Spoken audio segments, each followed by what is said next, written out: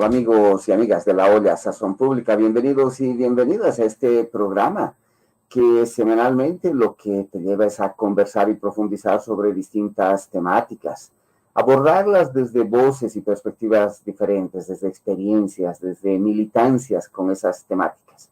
Pero como solemos decir siempre aquí en la olla Sazón Pública, no para compartir verdades únicas, sino para hacer circular voces que nos aportan en los debates y en las reflexiones, para que cada uno de nosotros y cada una de nosotras saque sus propias conclusiones.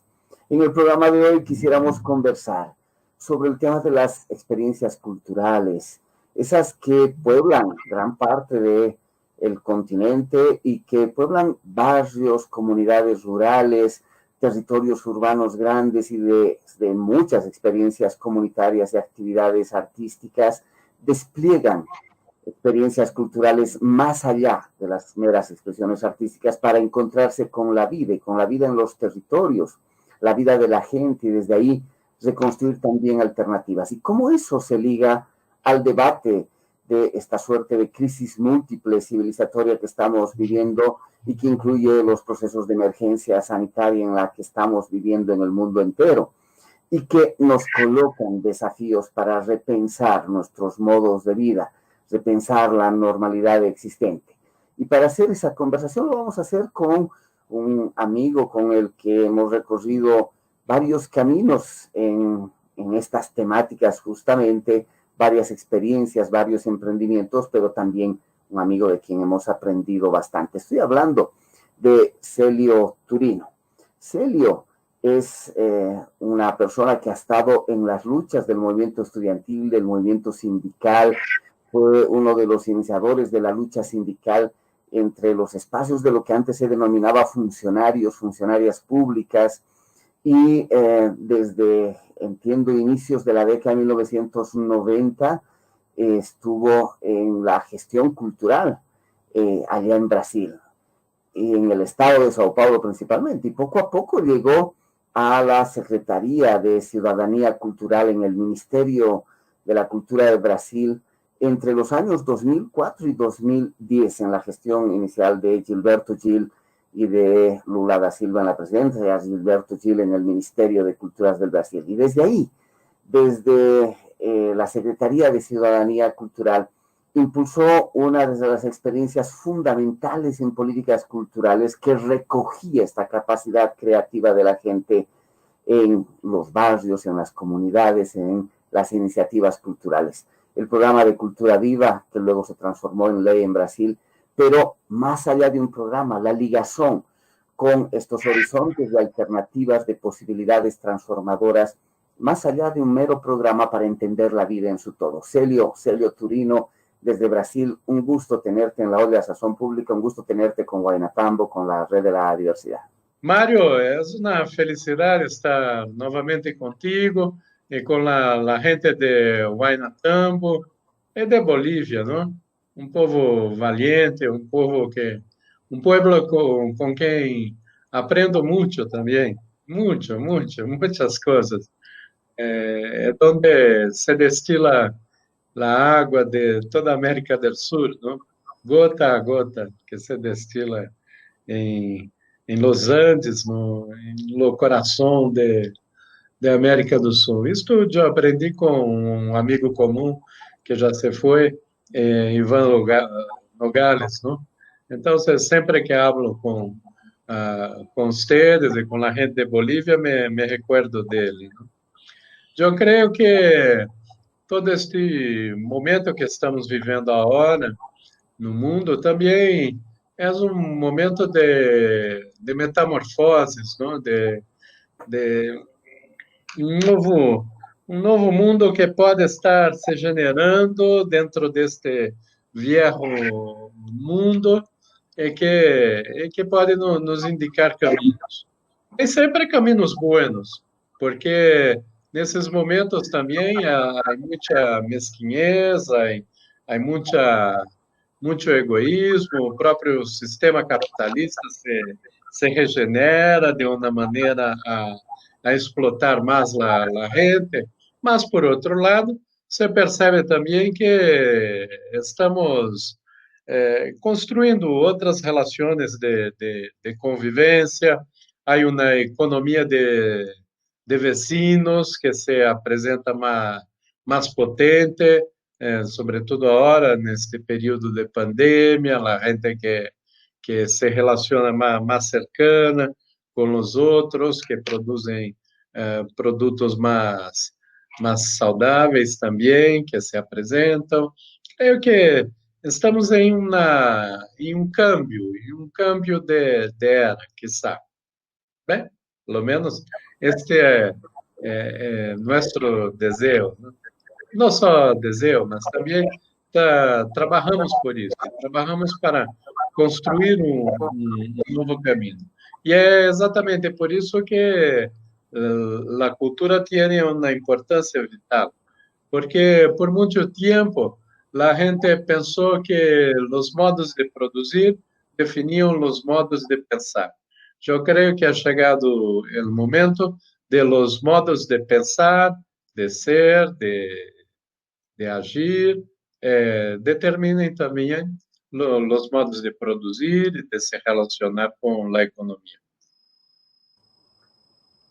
Celio, para retomar esto que estás colocando, los modos de pensar, los modos de vivir, los modos de relacionarnos, eso ha recolocado en el escenario contemporáneo en nuestros países y en el planeta una rediscusión sobre la importancia de la gestión propia de la vida, el cuidado de la vida, la regeneración de la vida, desde, como decías, los vecinos, las vecinas, la comunidad, el barrio, pero también ha recolocado una discusión de esa relación con el Estado y sus políticas en términos de cuidado.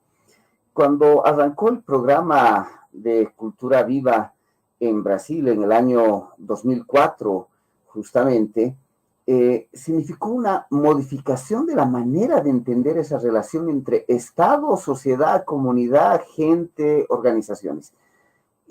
¿Cómo percibes qué fue ese cambio sustancial en la manera de entender esa relación y qué de eso podemos aprender hoy en el mundo contemporáneo? Sí, empezamos con la idea de la cultura viva con una fuerte idea de se cambiar la relación Estado-sociedad, sociedad con el Estado. La sociedad se empoderando más y el Estado se abrindo sendo mais permeável para los procesos criativos de la sociedad. Foi o que definimos como gestão compartida, Estado-sociedade. Essa é a ideia. Sempre a ideia com o ponto de cultura é um pouco isso, encontrar os pontos de potência, os pontos de transformação em las comunidades e fortalecê-los. E a partir desses pontos de potência em comunidade, cambiar também processos dentro do Estado. Não é uma coisa simples, até porque o sistema Estado tem toda uma lógica, tem toda uma estrutura, uma forma de pensar, instituições que garantizam sua autopreservação. Mas, por outro lado, era necessário inocular, como se fosse um vírus da sociedade dentro do Estado. Então, a relação sempre do Estado com os pontos de cultura é uma relação de câmbio permanente, não? O Estado, com sua capacidade de agregar recursos, que los transferia para as organizações sociais, mas também as organizações sociais inoculando a vitalidade da vida, nos processos de vida na estrutura do Estado. Assim hicimos, não? Ainda como uma experiência pequena, não? É claro que dentro das dimensões do Brasil se parece grande, mas não tanto, não. Chegamos a 3.500 comunidades em 1.100 municípios, com cerca de 8 ou 9 milhões de pessoas involucradas. algo como 5% do país, não? Depois isso se diminuiu esse processo, a própria compreensão desta transformação radical que deveria ser hecha, né? Mas que, por ter fortes raízes, sempre se mantém, não? Chegamos ao pico em 2010, depois se caiu. E, sobretudo no Brasil, pós-golpe de Estado, em 2016, e agora com a chegada da extrema-direita no governo, há processos mais difíceis, mas todavia demonstramos esta vitalidade. Sobretudo agora, neste ano, com a mobilização por na lei de emergência cultural, que definimos com o nome de um poeta brasileiro, Aldir Blanc, e que conseguimos uma forte mobilização, toda por internet, em webinários, com milhares e milhares de pessoas involucradas em todo o país, não? E conseguimos construir uma lei bastante avançada. Creio que a partir desta lei, inclusive, consolidaremos outras formas e outros processos de políticas públicas para a cultura. Toda hecha a partir da sociedade, a partir da vitalidade dos processos de vida. Celio, esta experiencia ya de muchos años, porque además no solo es el inicio del programa de Cultura Viva del año 2004, sino una experiencia que recoge décadas y siglos, sí, experiencias vitales de cultura viva de nuestros pueblos. ¿Cómo se liga? ¿Es posible, a partir de lo que planteabas inicialmente, pensar también los modos de pensamiento, los modos de las relaciones, de las convivencias, los modos de vida como escenarios de transformación? ¿Cómo miras desde esas experiencias de la cultura viva? En otros países se pone más énfasis en la idea de cultura viva comunitaria. ¿Cómo miras desde esas experiencias posibilidades de horizontes transformadores de largo plazo que enfrenten también esta suerte de crisis múltiple civilizatoria en la que estamos viviendo? Sí, como você definiu, estamos em um momento clave para a civilização, não? Há que definir, queremos seguir nesse caminho que tem nos levado ao abismo, a um labirinto, não? Agora com a pandemia de Covid, em breve com outras desgraças, não? Um sistema completamente ilógico, irracional, que é da essência do sistema capitalista, porque não é possível pensar em que dentro de um planeta com dimensões finitas se construa um sistema econômico baseado na acumulação infinita, na explotação infinita. É seguro que esse sistema leva o planeta ao colapso, e a civilização humana também. Exatamente por isso é necessário que, a partir desde a cultura, se apresente esta pergunta para a gente.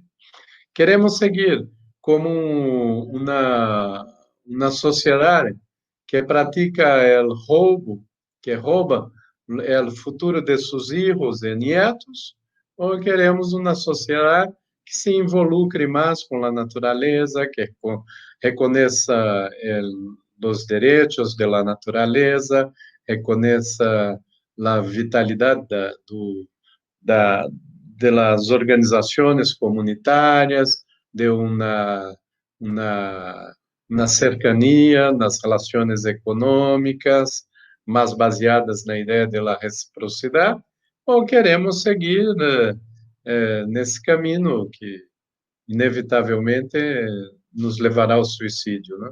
Esta é a pergunta que se faz a partir desses processos de cultura viva comunitária.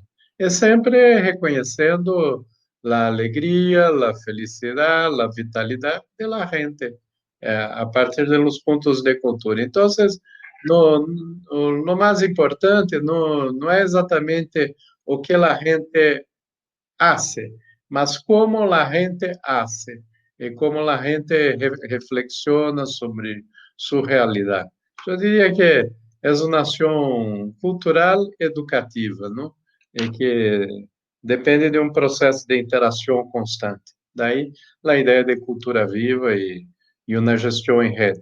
Este processo em rede se disseminou por toda a América Latina, de México hasta Chile, hasta Argentina, e assim vamos nos involucrando. Agora mesmo, em Argentina, o governo de Alberto Fernandes abriu uma ação há alguns meses muito potente de los pontos de cultura em enfrentamento à pandemia de Covid. Também tem sido algo muito exitoso. Ese proceso necesita ir más allá simplemente de políticas que fomenten estas acciones, estas experiencias, las sostengan, les permitan su ampliación, sino se liga a unos horizontes que intenten colocar también, podríamos denominar una suerte de alternativas civilizatorias en el mundo. Sí. Y tú vienes trabajando temas ligados a estas alternativas, posibles rumbos, caminos de transformación más profunda de este mundo en crisis a partir de discursos, narrativas, pero prácticas y elementos claves que han surgido en nuestro continente, pero también en otros lugares del planeta. Cuéntanos un poco por dónde ves esos posibles caminos. Bom, na primeira ideia, eu diria que parte de Bolívia. Não me refiro somente ao bem viver, uma camanha, mas me refiro ao razonar, ao pensar em ações de transformação a partir do coração. Eu creio que isso se percebe. Bolívia sempre me remete à ideia do coração de América do Sul, mesmo em sua localização geográfica. Assim penso.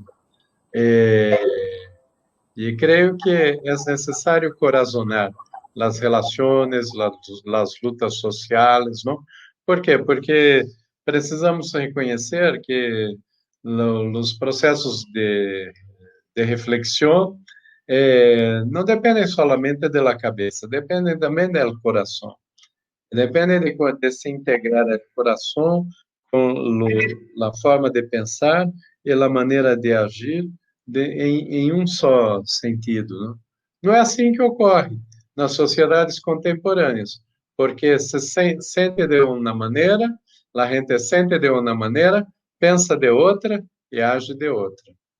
Por quê? Porque somos comandados por la lógica del sistema, uma lógica externa nos outros. Então, o desafio está em harmonizar esse processo, coração, cabeça, manos, em uma só direção.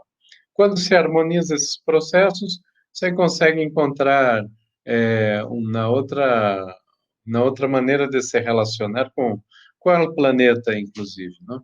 Este é o sentido que vamos buscando, o sentido de uma emergência, mas de uma emergência em que a gente tenha condições de emergir na sua forma de pensar, de ser, de agir, não? E assim cambiar também os sistemas. É claro que o sistema Estado ainda é muito necessário. Você percebe agora com a pandemia, não? Sim, o Estado, a situação estaria muito pior, muito mais grave, não? No mundo todo. Todavia, somente o Estado não consegue dar conta. Acá em Brasil, temos acompanhado uma série de movilizações comunitárias em las favelas, que são muito potentes, em que a gente se organiza por si mesma, não? El pueblo por el pueblo, não? Hasta porque as transformações efetivas só ocorrerão desta maneira, el pueblo por el pueblo. El pueblo por el pueblo será quien ejecute las transformaciones finalmente, aunque resaltas la importancia todavía que tiene el Estado para atender Sí. situaciones como la que estamos viviendo actualmente. Ahora, el pueblo por el pueblo, pero el pueblo haciendo qué, articulando qué. Hablabas, por ejemplo, cómo el movimiento de cultura viva, una de sus potencias es la articulación en red continental, esta suerte de relación entre autonomía, a veces de muchas experiencias locales, pero al mismo tiempo una capacidad de articularse en lo macro y desde ahí incidir. ¿Cómo a partir de tu experiencia significa ese pueblo será posible de transformar solo por sí mismo como actor fundamental de cualquier proceso de alternativas y de cuidado de la vida? Hay que hacer una articulación en red que sea múltipla. Hay redes dentro de redes. Hay muchas dimensiones de una red. Normalmente, quando pensamos em rede, pensamos de uma maneira plana, não? Mais horizontal, assim. E não é. É algo mais orgânico. O ponto é uma rede em sua comunidade, em seu território. Mas para que este ponto se transforme, é necessário que ele esteja contido em outras redes multidimensionais, não? Que se relacionem de uma maneira não centralizada, não? Múltipla. Por isso, a necessidade também de construirmos redes continentais com a multiplicidade de pensamento. Assim, a gente aprende de uma outra maneira, não? Eu penso que este é o grande desafio neste momento, sobretudo para conseguirmos reconstruir processos narrativos. Perceba que uma das grandes armas agora da extrema-direita é exatamente o processo de embaralhamento, de confusão que promovem a partir da disseminação das fake news. É uma maneira, na verdade, o fake news não é somente a mentira amplificada em redes, não, disseminada a grande potência, não é. As fake news também têm um aspecto que é exatamente o de destruir processos narrativos coerentes, não? Então, o grande desafio está em reconstruirmos os processos narrativos. Seria algo semelhante ao que Ariadne, em Creta, não? Com o mito do Minotauro, com Teseu, quando enfrenta o Minotauro dentro do labirinto em Creta, não?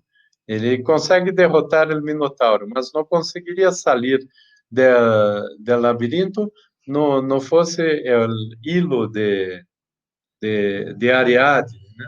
Que conseguisse conduzir Teseu para fora do Minotauro. Eu diria que o desafio das organizações comunitárias está em conseguir encontrar este hilo para sairmos do labirinto, não? E assim reconstruirmos processos narrativos desde abaixo, a partir da história, da vitalidade, da gente, e com isso vencermos esse monstro, não? Este minotauro que agora é a extrema-direita travestida de los processos de fake news. Bolívia mesmo, com o golpe de Estado, tem vivido uma situação dessa, não? Mas você percebe que a gente é muito firme em suas convicções e mesmo em situações muito difíceis, a gente se moviliza e busca reencontrar estilo. Quando quando se reencontra mesmo, você consegue salir do labirinto. Hablabas de un territorio de múltiples relaciones, múltiples aprendizajes, una red de redes y articulaciones. Sí. Entre ese escenario también exige un poco al continente, ya para ir cerrando, mirarse más allá de las experiencias continentales. Hay dos pies de nuestras raíces en este continente, sin duda, nuestras raíces indígenas y las raíces afro en el continente. Sí. Y Brasil es una de las expresiones más notables de esas raíces afro. Y a partir de esas raíces, múltiples otras construcciones y configuraciones culturales que nos da una diversidad y una pluralidad que es nuestra riqueza continental. De esas raíces afro también tú sueles recoger cosas, desde el Brasil, pero también desde su matriz africana. ¿Qué podemos aprender de estas raíces afro para mirar procesos de transformación de más largo plazo, Célio? Sí. Aí, na tradição banto, não? Dos pueblos banto, no sul de África, duas palavras que se transformam em uma. Ubu e Untu. Ubu, força. Untu, movimento. Quando força e movimento se unem, se constrói a palavra Ubuntu. O que é Ubuntu? No processo de movimento e de força das comunidades, em que a gente percebe que a humanidade de uma pessoa só é possível relacionada à humanidade de la outra pessoa.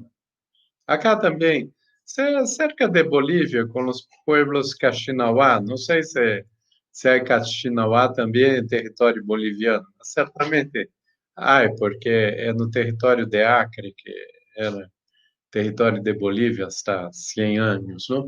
Aí os pueblos Caxinauá, eles têm também uma palavra que é muito assemelhada ao Ubuntu, não? Que é Tixai. La mitad de yo está em usted, está no outro. Tixai. Tixai é a mesma coisa que Ubuntu, não? Eu sou porque nós outros somos. Nós outros, eu só me realizo em minha humanidade a partir da humanidade do outro. Não? Este é um sentido que considero que é muito transformador, revolucionário mesmo, porque compreende a necessidade de produção de processos empáticos, rompe com essa ideia da competitividade, do egoísmo, não? Que são valores que sustentam todo esse processo de acumulação e explotação capitalista. Portanto, quando nos reencontramos com essas bases, né, com o bien vivir, que no caso do Brasil temos por grande referência um modo bom de viver em la casa, que é a palavra tecó, porã, de los pueblos guarani, não? Quando nos reencontramos, aproximamos Ubuntu com o bien vivir, vamos encontrando novas formas de reorganização social, que, em meu modo de pensar, se encontram também com a ideia de ecossocialismo, não? No socialismo produtivista, no socialismo centralizado, planificado plenamente, mas um outro socialismo que é mais distribuído por las comunidades. São maneiras de pensar e de ser e de estar que são absolutamente necessárias, sobretudo neste momento em que estamos vivendo. Tus palabras de despedida, no sé si quieres decir algo más ya para cerrar aquí en este encuentro con Huaynatambo, con la Red de la Diversidad, con la gente en Bolivia, con la olla Sazón Público. Otra vez, gracias, Célio, por estar con nosotros y con nosotras. Eu que agradeço, sempre é bom estar em Bolívia, mesmo que desta maneira, virtual.